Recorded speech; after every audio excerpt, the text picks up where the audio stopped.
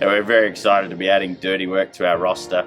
As we've been lucky enough to do in the past, he's a horse that we purchased as a yearling and went on to have racetrack success. So to be able to add these horses to our roster is what we set out to do at the yearling sale, so it's great to be able to add him this season. We are lucky enough to be offering Dirty Work on our Share the Upside program, where people will be able to earn a lifetime breeding right by supporting the horse in his first 2 seasons at stud. It's a very innovative idea that Mr. Hughes put together in America that we were lucky enough to be able to offer to our clients here in the past, and it's a fantastic opportunity at a very affordable rate.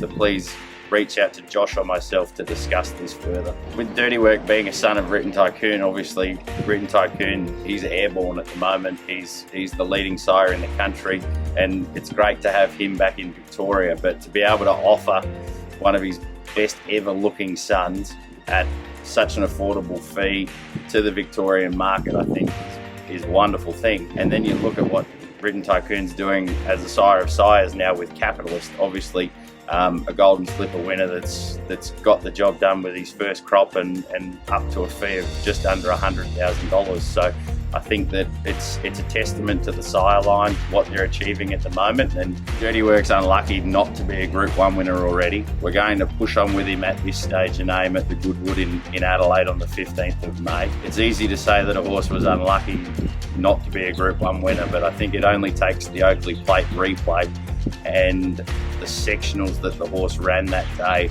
to prove that to be beaten half a length and run 5th, that he was very hard done by. So the gold standard first crop yearlings have been well received, selling up to 50,000 through the market this year. Some horses we sold privately. One was to Gay Waterhouse and Adrian Bott's racing stable. We ran into Bruce Slade here on the sales complex, and he said it was one of the easiest yearlings that he sold this year. So the filly's broken in well with them, and we're hearing good reports from other stables like Tony McAvoy and Shane Nichols where his progeny have ended up.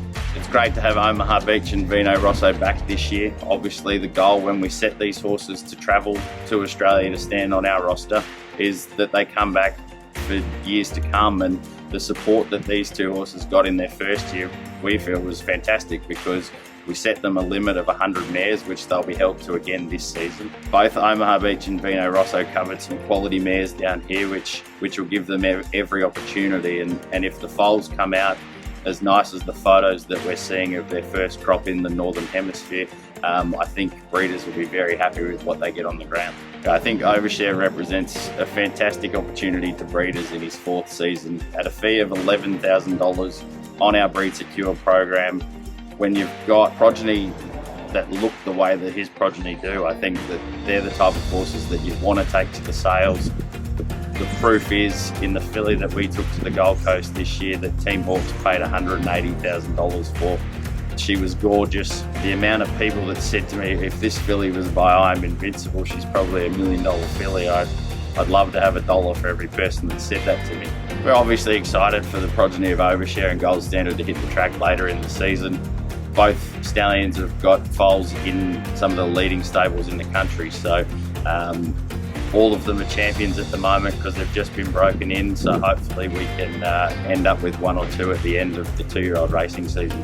As we keep saying in the office, all a stallion can do is have winners, and Swear's done that very well in his first crop 2-year-olds. He's had 3 runners for 2 winners.